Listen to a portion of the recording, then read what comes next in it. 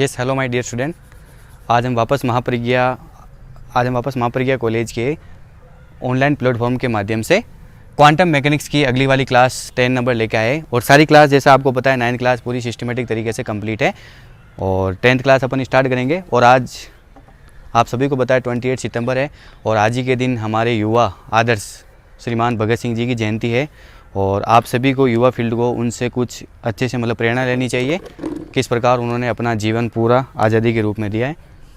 तो चलो आइए अपन 10th क्लास वाली स्टार्ट करते हैं। 9th क्लास में अपन ने पीछे कॉम्पिटेंट इफेक्ट वाला जो टॉपिक था वो आपका पूरा कंप्लीट कर लिया है और आज अपन इसके आगे चलेंगे। हाइड्रोजन परमाणु का बोर मॉडल जो दिया था हाइड्रोजन परमाणु में वो अपन करेंगे। तो इससे ये टॉपिक अपन ने न्यूक्लियर फिजिक्स में भी देखा था, B.Ed 4th ईयर में जो न्यूक्लियर फिजिक्स है उसके अंदर भी आपका ये टॉपिक था। और आज अपन वापस इस टॉपिक को पढ़ेंगे। और जिस प्रकार आपने इस पीछे वाली कॉम्पिटेंट इफेक्ट में जिस प्रकार लाइक दिए थे, कमेंट्स लिखे थे, जिससे मैं बहुत अच्छा लगा।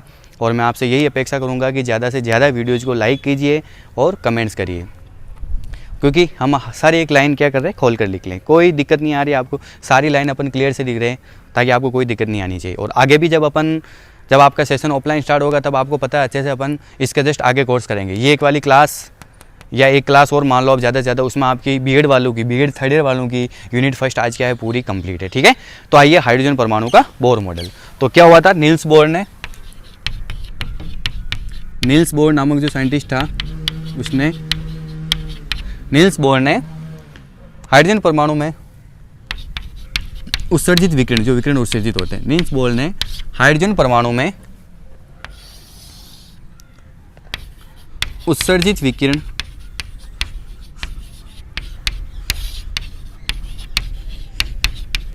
नील्स बोर ने हाइड्रोजन परमाणु में उत्सर्जित विकिरणों की व्याख्या करने के लिए, जो विकिरण उत्सर्जित होते हैं उनकी व्याख्या करने के लिए, उत्सर्जित विकिरणों की व्याख्या करने के लिए इस मॉडल के लिए निम्न परिकल्पनाएं दी। इस मॉडल के लिए निम्न परिकल्पनाएं दी। ठीक है, अब अपने को देखना है ये 3rd ईयर वाला मैंने आपको न्यूमेरिक उसकी जो थी ना B.Ed 4th ईयर की क्लास न्यूक्लियर फिजिक्स, उसके अंदर अपन ने देख लिया था। लेकिन क्योंकि क्वांटम मैकेनिक्स के अंदर 3rd ईयर वालों के भी सिलेबस में, तो इसलिए टॉपिक कराना जरूरी है। बस इसमें कुछ ऐसे टॉपिक है जो साथ में ऐड होंगे, जैसे बोर मॉडल्स की कमियां क्या रह गई और बोर मॉडल का एक क्वांटीकरण अपन पढ़ेंगे जो आपके B.Ed 4th ईयर में नहीं थे।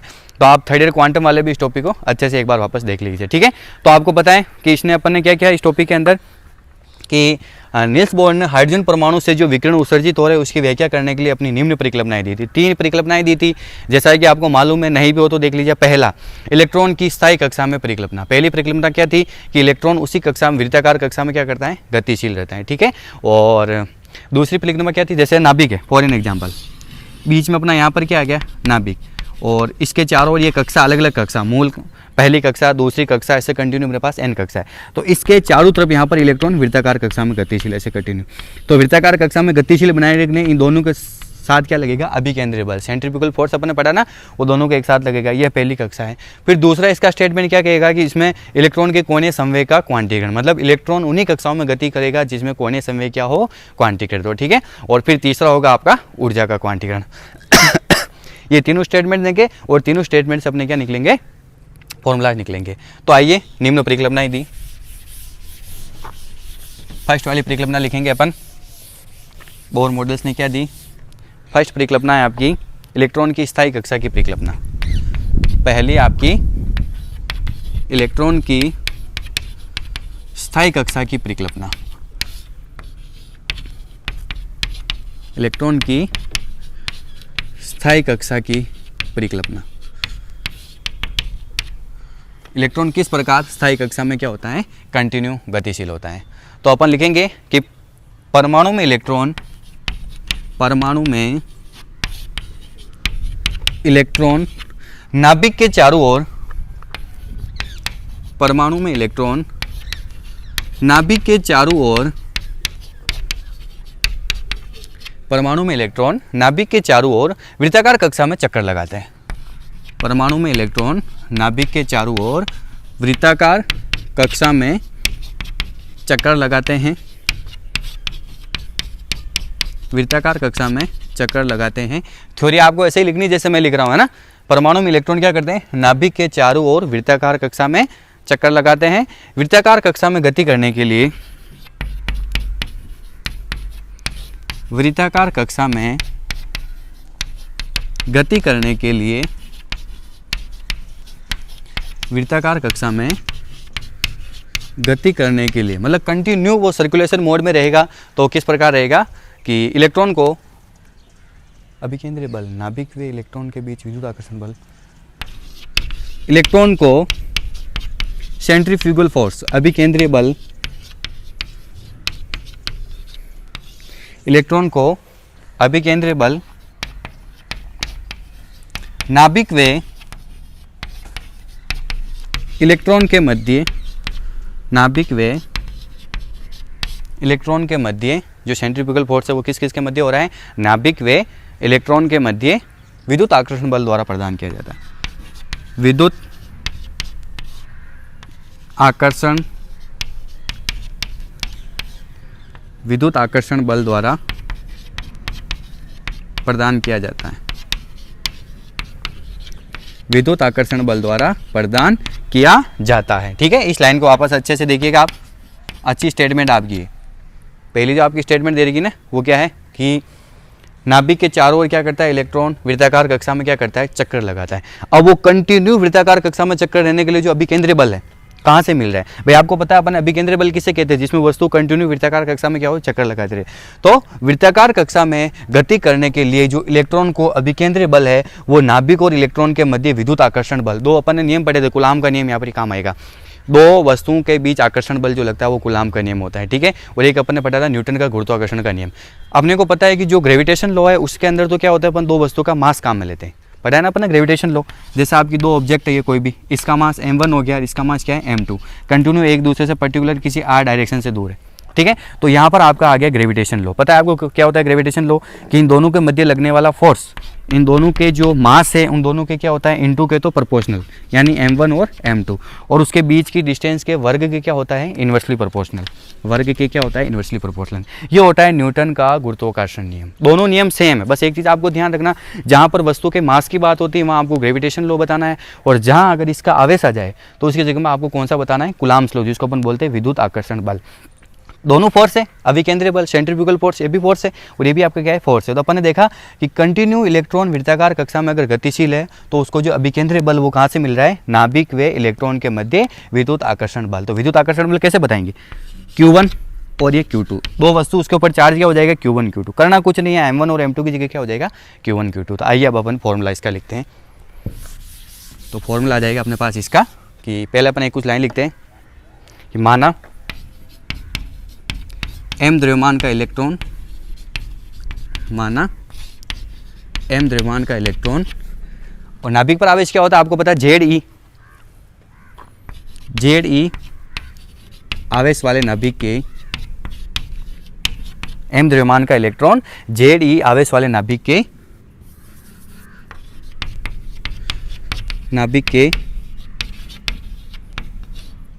वृत्ताकार कक्षा में v वेग से गतिशील, वृत्ताकार कक्षा में कौन से वेग से गतिशील है, v वेग से, v वेग से गतिशील हैं, वृत्ताकार कक्षा में v वेग से गतिशील है। तब अब अपना फॉर्मूला आएगा, देखिए फॉर्मूला कैसे बनाएंगे अपन। आर माना m द्रव्यमान का एक इलेक्ट्रॉन है जो ZE आवेश वाले नाभिक के वृत्ताकार कक्षा में v वेग से गतिशील है। तो अभिकेंद्रीय बल यहाँ मैं बना रहा हूँ ना, इसके जस्ट नीचे आपको लिखना, अभिकेंद्रीय बल का फॉर्मूला क्या होता है mv²/r, जो अपन ने पढ़ रखा है। सेंट्रीफ्यूगल फोर्स का फॉर्मूला क्या होता है mv²/r। अब आपको पता है टोटल इसके अंदर कितनी कक्षा हो सकती है, n कक्षा, यानी मूल कक्षा से स्टार्ट हुआ इलेक्ट्रॉन उस नाभिक के चारों ओर उसकी कक्षा क्या हो रही, कंटिन्यू इंक्रीज होती जा रही। तो अपन यहाँ पर n लिखेंगे क्योंकि mv कक्षा का फॉर्मूला mvn²rn बराबर यहाँ हो जाएगा आपका kZe²/rn²। ये अपन ने पूरा स्टेटमेंट आपका लिख दिया। ठीक है, वापस आइए इसको अपन देखते हैं मान को mv²/rn, इसको अभिकेंद्रीय बल कहाँ से मिल रहा है, ये अपन ने लिखा यहाँ पर लाइन है कि नाभिक वो इलेक्ट्रॉन के मध्य विद्युत आकर्षण बल द्वारा मिल रहा है। तो ये अपने पास फॉर्मूला कैसे बना, मैं लिख रहा हूँ वहाँ पर, आपको पता है विद्युत आकर्षण बल का फॉर्मूला क्या होता है? विद्युत आकर्षण बल का F बराबर K Q1 Q2 upon R square, ये होता है F बराबर K Q1 Q2 upon R square. इसको हम थोड़ा मिटा देते हैं अपन, ठीक है। तो आ गया ये आपका फॉर्मूला, यहाँ से क्या बन जाएगा? F बराबर K, तो ऐसा कैसे ही दो वस्तु है, एक वस्तु का चार्ज Q1 है और दूसरी वस्तु का चार्ज क्या है? Q2। यहाँ पर अपने पास कौन कौन सी वस्तु है? एक वस्तु तो अपने पास नाभिक है और एक वस्तु अपने पास क्या है? इलेक्ट्रॉन है। इलेक्ट्रॉन पर चार्ज क्या होता है? आपको पता है E होता है, ठीक है। और जबकि नाभिक पर चार्ज क्या होता है? ZE, जहाँ उसका परमाणु क्रमांक और इलेक्ट्रॉन का चार्ज दोनों क्या होते हैं? 8 होते हैं। तो वही फॉर्मूला अब अपन कैसे लिखेंगे? देखो, एक Q1 की जगह तो मैं क्या लिख दूंगा? ZE, ठीक है। और इस Q2 की जगह क्या लिख दूंगा? E। अपॉन में नीचे क्या है? वही आपका चल रहा है R स्क्वायर, चाहे हो तो इसको RN स्क्वायर कर सकते हो, क्योंकि एनवी कक्षा का वेग है, ठीक है। तो यहाँ से फाइनली आपका क्या हो गया? F बराबर K ZE square upon RN square. इस प्रकार ये फॉर्मूला है, आपको कहीं नहीं मिलेगा, बुक्स में भी ये फॉर्मूला डायरेक्ट लिखा हुआ है, बुक्स में सीधा ये फॉर्मूला लिखा हुआ। देख आया कैसा? ये अपन ने सारी चीज़ यहाँ पर देख ली। तो इस प्रकार अपन लिख सकते हैं, ये वाला मान इसके इक्वल हो गया। अब अपन यहाँ से एक RN से अपन एक RN काट सकते हैं। तो फाइनली आपका फॉर्मूला कैसे बन जाएगा? आपका फॉर्मूला बन गया, यहाँ से अगर एक RN से एक RN कट गया तो अपना फॉर्मूला बन गया MVN स्क्वायर। इस RN को आप इधर भेजिए, RN बराबर KZE स्क्वायर, ठीक है। ये आपकी पहली कक्षा कंप्लीट हो गई। आप इसको समीकरण नंबर 1 दे देना और इसको आप दे देना समीकरण नंबर 2, ठीक। यह आपकी पहली क्या है? परिकल्पना कंप्लीट है कि इलेक्ट्रॉन क्या करता है? नाभिक के चारों ओर सर्कुलेशन मोड में कंटिन्यू क्या करता है? गति करता है, ठीक है। तो इस कंडीशन में फॉर्मूला ये आ गया, पहली कंप्लीट। अब अपन दूसरी पढ़ेंगे, कोणीय संवेग का क्वांटीकरण। एंगुलर मोमेंटम का क्वांटिलाइजेशन कैसे होता है अपने को देखना है। सेकंड हो जाएगी आपकी इलेक्ट्रॉन के कोणीय संवेग का क्वांटीकरण। कोणीय संवेग का क्वांटीकरण,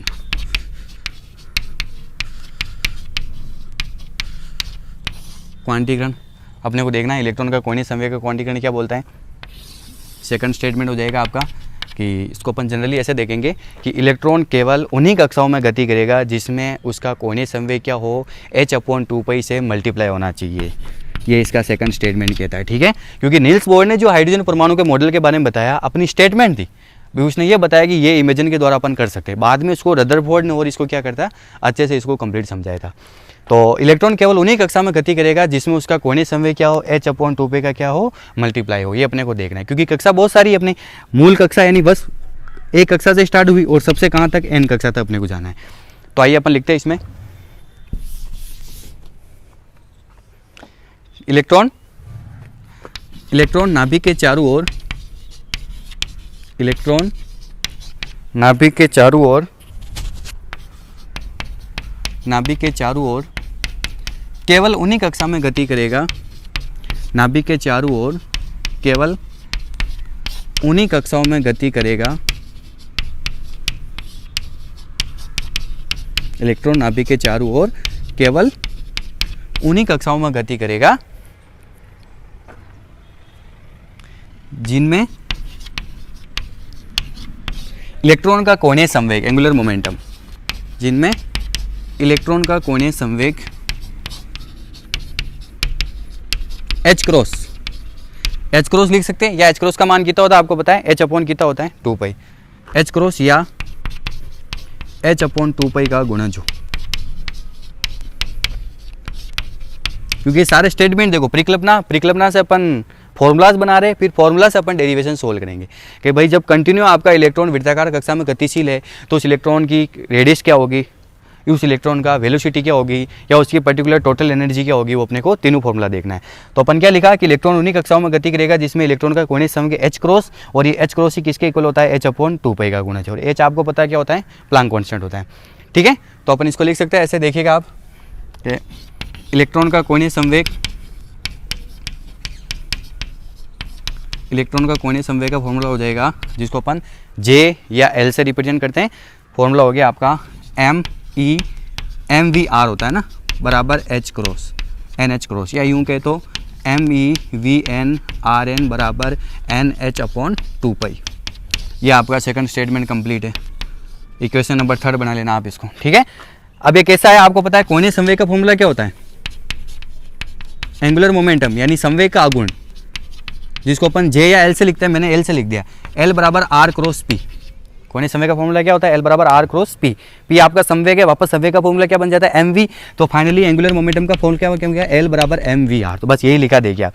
ए क्यों लिखा कि यहाँ पर मास ऑफ इलेक्ट्रॉन है, वी एन यानी टोटल एन कक्षा है तो एन कक्षा की वेलोसिटी, और आर एन बराबर एन एच क्रॉस, या यूं कहे तो अपन इस फॉर्मूले को ऐसे लिख सकते हैं, बराबर एन एच अपॉन 2 पाई। ठीक है, ये आपकी 2 परिकल्पना कंप्लीट है। एक लास्ट परिकल्पना और बाकी है, वो ऊर्जा का क्वांटीकरण। तीसरी परिकल्पना क्या होगी आपकी, क्वांटलाइजेशन ऑफ एनर्जी, ऊर्जा का क्वांटीकरण।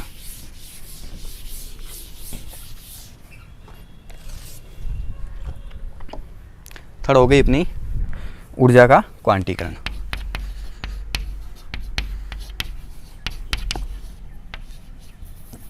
ऊर्जा का क्वांटीकरण मतलब इसमें क्या हो रहा है, देखो इलेक्ट्रॉन आपका कंटिन्यू एक कक्षा से बढ़ता हुआ आगे की तरफ गतिशील हो रहा है। एक कक्षा से फिर दूसरी में गया, दूसरी से फिर तीसरी में गया, ऐसे कंटिन्यू अपने पास एन कक्षा है। तो एनर्जी का अपने को डिफरेंस बताना है कि जब इलेक्ट्रॉन आपका पहली से दूसरी कक्षा में जा रहा है तो उसमें एनर्जी में डिफरेंस क्या आ जाएगा। माना पहली कक्षा में एनर्जी EN1 ऐसे लिख दिया, ठीक है, और दूसरी कक्षा में एनर्जी EN2, तो इन दोनों का डिफरेंस यहाँ पर क्या हो जाएगा, क्वांटलाइजेशन बताएगा। ठीक है, और आपको पता है एनर्जी का फॉर्मूला क्या होता है, H न्यू, क्योंकि यहाँ पर अपन क्वांटम मैकेनिक्स पढ़ रहे हैं ना, MC स्क्वायर का यहाँ पर कोई रोल नहीं रहेगा। यहाँ पर क्वांटम मैकेनिक्स के अंदर H म्यू का रोल होता है, क्योंकि फोटोन के रूप में अपने एनर्जी को बताया प्लांक ने और फिर इसको वापस चेंज किया। तो अपन लिखेंगे कि जब इलेक्ट्रॉन एक कक्षा से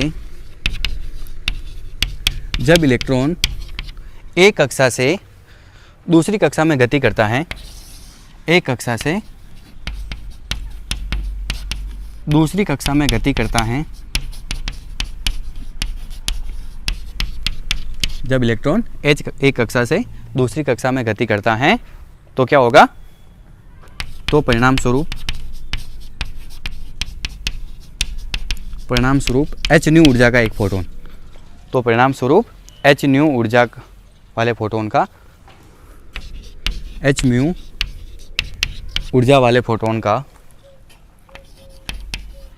H म्यू ऊर्जा वाले फोटोन का उत्सर्जन या अवशोषण होगा। एक बार तो उत्सर्जित हो सकता है या फिर क्या हो सकता है, अवशोषित हो सकता है। उत्सर्जन या अवशोषण होता है। H म्यू ऊर्जा वाले फोटोन का क्या होता है, उत्सर्जन या अवशोषण होता है। ठीक है, अब अपन लिखेंगे अगर एक कक्षा की ये हो, यदि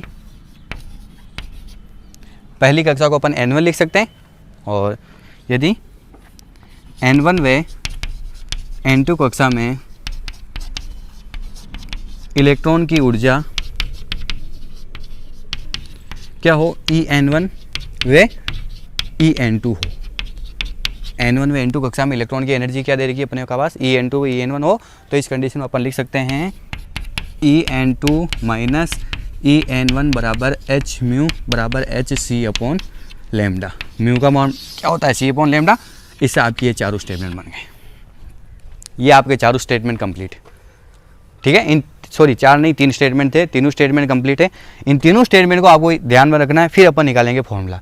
अब आइए, आपको क्वेश्चन कैसे पूछ सकते हैं एग्जाम में, हाइड्रोजन परमाणु के बोर मॉडल से अगर आपको क्वेश्चन पूछ सकते हैं तो आपका क्वेश्चन 2 या 3 प्रकार से पूछ सकते हैं। सबसे पहले बोर मॉडल की परिकल्पनाएं क्या है, तो आपको ये तीनों स्टेटमेंट लिखने हैं। ठीक है, या यूँ पूछ लिया आपको कि एनयू कक्षा में गतिशील करते हुए इलेक्ट्रॉन की रेडियस क्या होगी, तो रेडियस निकालने के लिए आपको क्या करना है, डायरेक्ट तीनों फॉर्मूले लिखने हैं। भाई पहली हम जानते हैं कि बोर मॉडल की पहली जो उसके जो पहला स्टेटमेंट वो क्या कहता है, उसका डायरेक्ट आप फॉर्मूला लिखिए। दूसरा स्टेटमेंट क्या कहता है, आप डायरेक्ट उसका फॉर्मूला लिखिए। तीसरा स्टेटमेंट क्या करता है, आप डायरेक्ट उसका फॉर्मूला लिखिए। ठीक है, या अगर बड़ा क्वेश्चन आ जाता है, जैसे आपके जो बीएड वाले क्वेश्चन, आपको पता है बीएड वालों को बच्चों के क्या होता है, बड़ा क्वेश्चन नहीं आता है ना, टोटल 5 क्वेश्चन करने पड़ता है आपको, है ना। हर क्वेश्चन में आपके क्या होती है, इंटरनल चॉइस होती है। तो बड़ा क्वेश्चन आता है तो बड़ा क्वेश्चन पर आपको क्या करना, फिर सारा ऐसे तीनों स्टेटमेंट लिखना है, फिर आपको क्या निकालनी है, रेडियस निकालनी। तीनों स्टेटमेंट कंप्लीट है। अब अपन इसका पहला टॉपिक पढ़ेंगे रेडियस वाला, कि आर का वास्तव में मान कितना होगा। तो इस रेडियस का फॉर्मूला लिखेंगे अपन, बोर की स्थायी कक्षाओं की त्रिज्या। फर्स्ट नंबर, बोर की स्थायी कक्षाओं की त्रिज्या Rn का मान कितना होगा, ठीक है। बोर की स्थायी कक्षाओं की त्रिज्या Rn, रेडियस का मान कितना होगा। ये फर्स्ट टॉपिक इसी के अंदर चल रहा है। चलो आइए निकालते हैं। अपने पास जो दोनों हैं वो दोनों अपने को लगानी है बोर की प्रथम और सेकंड जो परिकल्पना है उसके अनुसार। बोर की पहली तथा स्ट्रोक सही नहीं चल रही, बोर की पहली तथा दूसरी परिकल्पना के अनुसार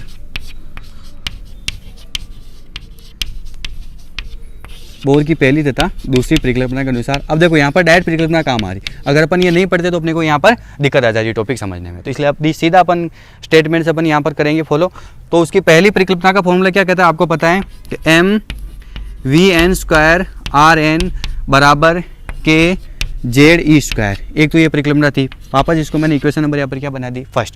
इसी प्रकार आपके पास दूसरी परिकल्पना क्या थी, इसकी अपने पास आई थी mh/2π, अपन बाद में भी लिख सकते हैं या h करो सीधा लिख सकते हैं अपन me, आप चाहो तो इसको भी m ही कर दो, है ना, m ही हो गया आपका, या m रहने दो आप। mvn Rn बराबर nh×, यह आपकी क्या है दूसरी परिकल्पना। अब अपने को क्या करना है, दो में आप एक का भाग दीजिए, सीधे अपने पास वैल्यूज आ जाएगी। तो मैं यहाँ पर लिख रहा हूँ, देखिए समीकरण जो इक्वेशन आपकी दो बनी उसका वर्ग कर रहा हूँ। दो का आपको क्या करना है स्क्वायर करना है, उसको डिवाइड करना आपको एक के स्क्वायर से। समीकरण दो का वर्ग करके आप किसे डिवाइड करोगे उसको, सॉरी एक का वर्ग नहीं करना अपने को, समीकरण दो का वर्ग करके एक से डिवाइड करने पर, दो का वर्ग किया और एक से अपन इसको क्या करें DIVID, एक से डिवाइड करने पर कीजिए। इसका स्क्वायर करोगे तो क्या हो जाएगा आपके पास m² Vn², आप चाहते हैं यहाँ पर मास ऑफ इलेक्ट्रॉन कर सकते हो, है ना, ये मास ऑफ इलेक्ट्रॉन है आपका me² Vn² Rn²। क्यों क्या अपन है स्क्वायर क्यों किया इसका सेकंड का, स्क्वायर करने का मतलब यहाँ पर क्या आप देखिएगा Vn², अपने को वेलोसिटी हटानी, क्योंकि अपने को रेडियस का फॉर्मूला चाहिए, तो अपने को वेलोसिटी को यहाँ से लेफ्ट करने के लिए अपन ने क्या किया, इस समीकरण दो का स्क्वायर कर दिया। तो me² Vn² Rn² बराबर इधर क्या हो जाएगा n²h×²। आप इसको h/2π भी लिख सकते हो, लेकिन अपने क्या करना फॉर्मूला को शॉर्ट बनाना, इसलिए ईजी रहेगा, ठीक है। अब इसको आप डिवाइड करना एक से, तो एक वाली समीकरण क्या है आपके पास me Vn² Rn बराबर इधर क्या आपके पास k ZE², ठीक है, यही अपने पास है। अब जो काटते हैं उसको काट दो आप, ये Vn² से Vn² पूरा कट गया, एक Rn से आपकी एक Rn कट गई, एक me से आपका एक me कट गया। तो फाइनली अपने पास फॉर्मूला क्या आ गया यहाँ से me Rn बराबर इधर नीचे कोई नहीं बचा n² h×² upon k ZE², या आप यूं कहे तो me को आप उधर भेजिएगा, जब आपका me उधर जाएगा तो आपका फॉर्मूला फाइनली क्या हो जाएगा नीचे चला जाएगा। तो Rn बराबर n² h×² अपॉन me आपका नीचे चला गया k ZE², ये आपका रेडियस का फॉर्मूला। बस इजी है, देखो स्टेप बाय स्टेप अपने सॉल्यूशन किया, फाइनली आपका Rn का फॉर्मूला ये आ गया। अब एक चीज़ देखना, h× फिक्स है आपका, me फिक्स है, k फिक्स है, ये सब फिक्स है, तो कुल मिला के देखा जाए तो आपकी रेडियस किस पे डिपेंड करेगी n पे, n यानी क्वांटम नंबर, यानी उस कक्षा के नंबर पर डिपेंड करेगी। तो अपन लिख सकते हैं यहाँ पर एक लाइन और आप लिख देना, जो आपकी Rn है वो इज प्रोपोर्शनल टू n², मुख्य क्वांटम संख्या के नंबर के क्या होती है प्रोपोर्शनल होती है, ठीक है। ये हो गया आपका Rn का फॉर्मूला कंप्लीट। इलेक्ट्रॉन की बोर की स्थायी कक्षाओं की त्रिज्या Rn का क्या मान होता है अपन ने निकाल लिया।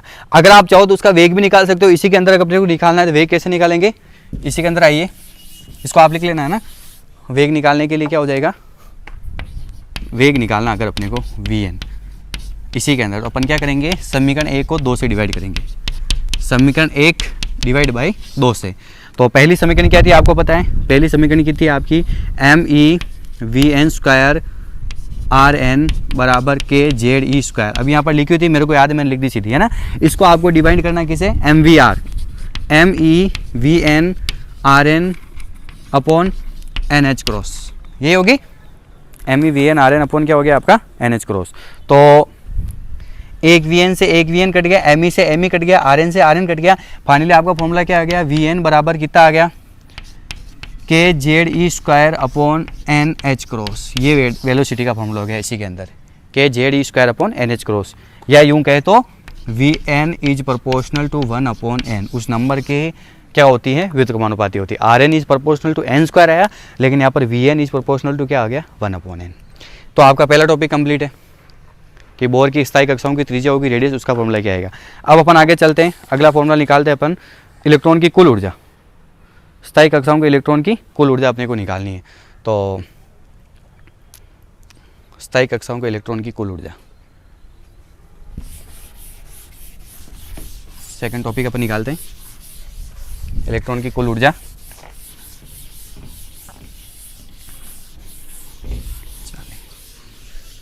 इलेक्ट्रॉन के स्थायी कक्षाओं की त्रिज्या। सेकंड,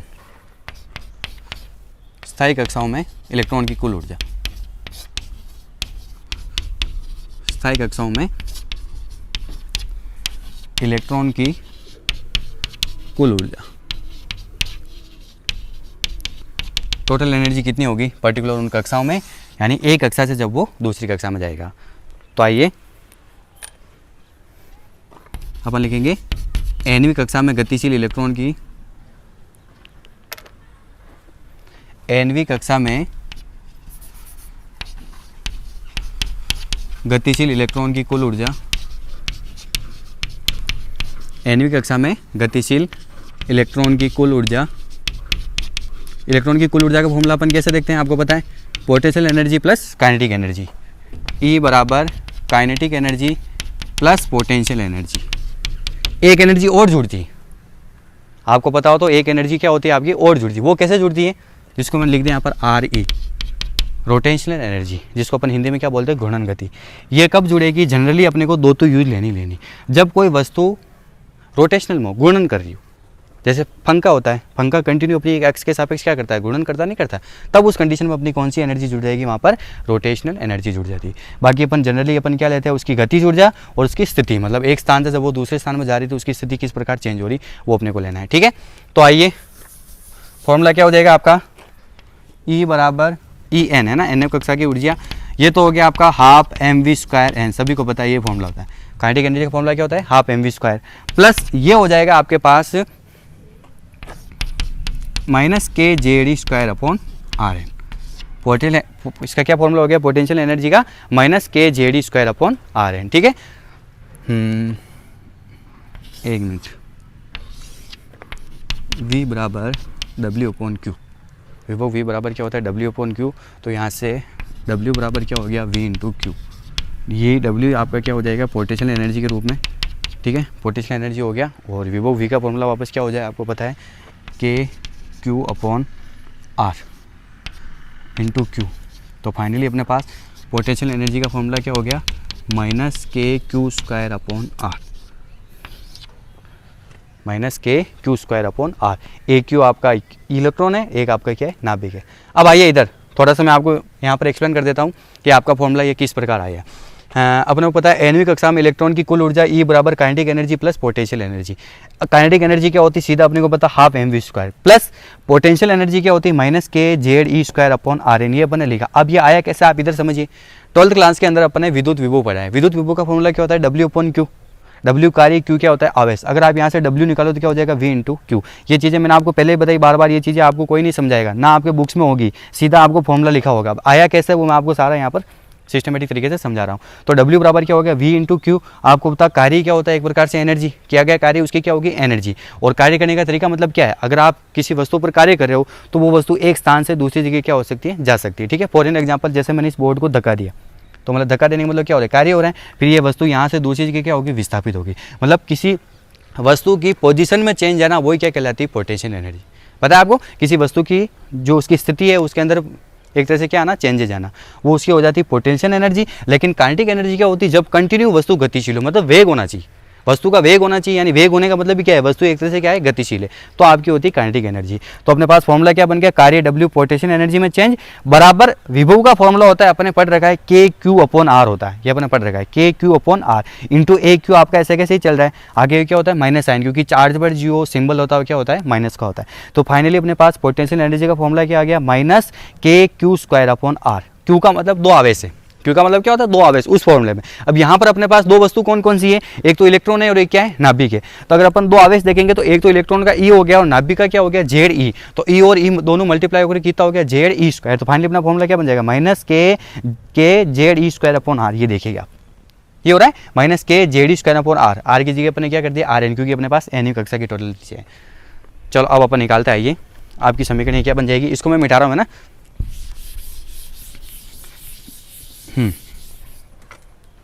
तो अपनी समीकरण हो जाएगी ये En बराबर half mVn² plus minus minus हो गया माइनस KZE²/RN। ठीक है, यहाँ तक अपन ये लिख लिया।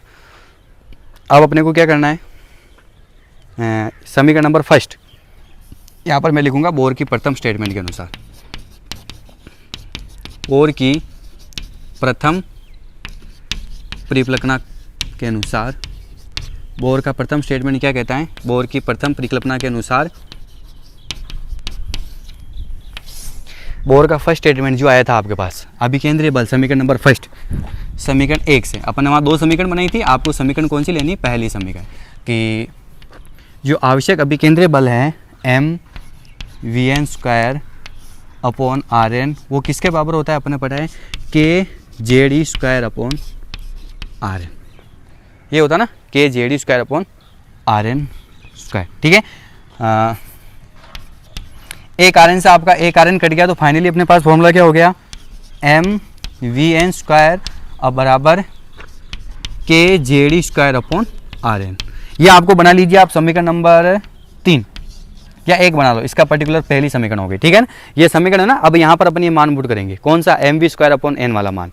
ठीक है, तो अपने पास फाइनली कितना आ जाएगा, क्या क्या अपन ने देखो, ये यहाँ पर अपन ने इस समीकरण को रोक दिया, फिर मैंने क्या किया, प्रथम परिकल्पना जो आपकी थी समीकरण 1 से, वो अपनी प्रथम परिकल्पना ये होती है, ये लिखा, फिर यहाँ से मैंने किसका मान निकाल दिया, mVn² मान का। तो ये मान अपने को यहाँ रखना है। तो आपका फाइनली समीकरण और उपरोक्त मान इक्वेशन फर्स्ट में पुट करने पर, उपरोक्त मान समीकरण 1 में पुट कीजिए आप। ठीक है, चलो आइए अपन इधर पुट करते हैं। तो आपका फॉर्मूला आ जाएगा, इक्वेशन में देखो आप, यहाँ से देखिएगा आप, इसमें देखना अपने को है ना। तो आपकी टोटल एनर्जी हो जाएगी 1/2, ऐसा कैसे ही mv² आया था, तो mv² की जगह अपने पास यहाँ से मान कितना हो गया, KZE²/RN, और माइनस में क्या चल रहा है, KZE²/RN, ये आपका मान चल रहा है। ठीक है, अब ये मान देखिए आप, दोनों वैल्यू सेम है, इसके आगे क्या लग रहा है 1/2, यानी ये पूरा मान है और इस पूरे मान से कितना माइनस हो रहा है, आधा मान। तो आपको पता है पूरे मान में से आधा मान माइनस होगा, तो फाइनली अपना आंसर कितना हो जाएगा, -1/2। माइनस का है, ये प्लस का है, तो -1/2 KZE²/RN। ये आपकी इलेक्ट्रॉन की जो nवीं कक्षा की एनर्जी है उसका क्या आ गया, फॉर्मूला आ गया। ठीक है, आप चाहो तो यहाँ पर RN का मान भी लिख सकते हो, रेडियस का मान लिखेंगे तो आपका फॉर्मूला क्या हो जाएगा, वापस चेंज हो जाएगा। तो अपने को पता है चूंकि RN कितना आया, चौक सही नहीं आ रही, चूंकि RN कितना आया, पीछे फॉर्मूला क्या था मेरे को याद नहीं है, फॉर्मूला आया था आपका n²h²/mkZe², n²h²/mkZe²। यहाँ पुट कीजिए आप, वैसे फॉर्मूला आपका यही है, ध्यान रखना, टोटल एनर्जी का फॉर्मूला क्या है आपका, यही है। अपन तो क्या करें, इस रेडियस का मान लिखकर इसको फॉर्मूले को मतलब सोल्व करना चाह रहे हैं। ठीक है, तो ये मान आप जब यहाँ पुट करोगे तो आपका मान कितना आ जाएगा, आपकी वैल्यू निकल जाएगी, देखिए आप मान En बराबर -1/2, ऐसा कैसे ही KZE², ये भी आपका ऐसा कैसे ही अपॉन में RN है। ठीक है, ये मान रखोगे आप, तो मैं क्या कर रहा हूँ, इस मान को उलट कर लिख रहा हूँ, तो ऊपर चला जाएगा आपका इंटू mkZE²/n²h²। ठीक है, इसको आप वापस क्या करोगे, जमा के लिख दीजिए, कौन क्या करता है क्या देखिए, n²h² upon M K Z square, N square H cross square upon M K Z square. तो पूरा कंप्लीट हो जाएगा। ई एन बराबर -1/2 एम आपका आगे आ जाएगा, के और के दोनों मल्टीप्लाई होकर कितना हो जाएगा, के स्क्वायर जेड स्क्वायर और जेड स्क्वायर ई स्क्वायर दोनों के कितना हो जाएगा, E4 upon N square H cross square. ठीक है, ये आपका एग्जैक्ट फॉर्मूला आ जाएगा इलेक्ट्रॉन की स्थायी कक्षाओं की कुल एनर्जी का। अब इसमें m क्या है, मास ऑफ इलेक्ट्रॉन कांस्टेंट होता है, कितना मान होता है 9.1 × 10⁻³ के क्या है आपको पता है, कूलाम नियम में कितना मान होता है 9.1 × 10⁻³1। जेड हाइड्रोजन परमाणु का क्या है, हाइड्रोजन परमाणु का परमाणु क्रमांक, इसका मान कितना होता है 1। ई इलेक्ट्रॉन पर आवेश 1.6 × 10⁻19 कूलाम। ई का भी मान भी एच क्रॉस किसके बराबर होता है, H/2π के बराबर। यानी देखे जाए तो ये सारे कांस्टेंट, आप इसको मास ऑफ इलेक्ट्रॉन करते हो तो ये आपके क्या हो जाएंगे, सारे कांस्टेंट हैं। और यहाँ से अगर अपने को एनर्जी निकालनी तो वो फाइनली डिपेंड करेगी 1/n², उस कक्षा की वर्ग की क्या होगी, व्युत्क्रमानुपात की होगी। इन सभी का अपन मान रखेंगे ना, तो आपका जो ये फॉर्मूला होगा बिल्कुल छोटा हो जाएगा। ठीक है, तो अपने को क्या देखना, मेन जो देखना वो n देखना। जैसे अगर आपका इलेक्ट्रॉन तीसरी कक्षा में, अगर आपका इलेक्ट्रॉन कौन सी कक्षा में, तीसरी कक्षा में, तो यानी n आपका कितना हो गया, 3 हो गया। तो यहाँ से बस मान इसी का चेंज होगा, बाकी ये सारे क्या रहेंगे, कांस्टेंट। मतलब ये अपन जो है ना, ये वाला ये मान आपका किस प्रकार कांस्टेंट रहेगा, ये अपन अगली वाली जो क्लास होगी उसके अंदर देखेंगे। लेकिन फाइनली आपको ये चीज़ ध्यान रखनी कि एनर्जी होगी वो En इज प्रोपोर्शनल टू 1 क्या आएगी, n²। तो आज अपन ने देखो तीनों टॉपिक हम लिए। इलेक्ट्रॉन की जो कक्षाओं की रेडियस Rn वो क्या होती है, इस नंबर के समानुपाती होती है वर्ग के। Rn is proportional to n², अपन इसको भी सीधा निकाल सकते हैं। फिर अपन ने देखी वेलोसिटी Vn, वो आपके क्या है, इज प्रोपोर्शनल टू 1/n, उस कक्षा के क्या होती है, इनवर्स प्रोपोर्शनल। फिर अपन ने निकाली टोटल एनर्जी, टोटल इसका फॉर्मूला क्या आ गया आपको पता है, इज प्रोपोर्शनल टू 1/n²। ठीक है, ये अपने पास तीनों कंप्लीट है। कल अपन जब इसका आगे वाला जो टॉपिक बनेगा उसके अंदर अपन इसका ग्राफ प्लॉट करेंगे, एनर्जी का ग्राफ। वो कैसे प्लॉट करेंगे वो मैं इसको इसके अंदर मान रखते जाएंगे अपन, और इसके अपन क्या निकालेंगे, वैल्यू निकालेंगे। तो आज अपन ने जो भी पढ़ा उसका आप क्वेश्चन देखिए जो इम्पोर्टेंट है।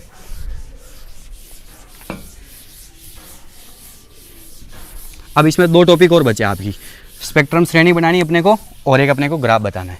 फिर इसके बाद आपका हाइड्रोजन परमाणु का बोर मॉडल क्या हो जाएगा, कंप्लीट हो जाएगा। तो आपका पहला क्वेश्चन बनेगा कि हाइड्रोजन परमाणु के बोर मॉडल के लिए, हाइड्रोजन परमाणु के बोर मॉडल के लिए, हाइड्रोजन परमाणु के बोर मॉडल के लिए परिकल्पनाएं लिखिए। स्टेटमेंट लिखना आपको, तीनों स्टेटमेंट। और दूसरा क्वेश्चन हो जाएगा आपके, बोर के स्थायी कक्षाओं की त्रिज्या का मान निकालिए। बोर के स्थायी कक्षाओं की त्रिज्या का आकलन करो। रेडियस निकालनी है आपको, त्रिज्या का आकलन करो, स्थायी कक्षाओं की त्रिज्या का आकलन करो। ठीक है, और तीसरा क्वेश्चन हो जाएगा आपका एनर्जी का। वो एनर्जी का क्वेश्चन मैं आपको कल लिखाऊंगा, क्योंकि उसमें अपन क्या करेंगे, वैल्यूज कम करेंगे, और वैल्यूज कम करने के बाद फिर आपका फाइनली स्टैंडर्ड फॉर्मूला बनेगा। ठीक है, तो आप इस क्लास को अच्छे से देखिएगा, हर एक चीज़ अपन ने कंप्लीट कर दी। बहुत बहुत धन्यवाद।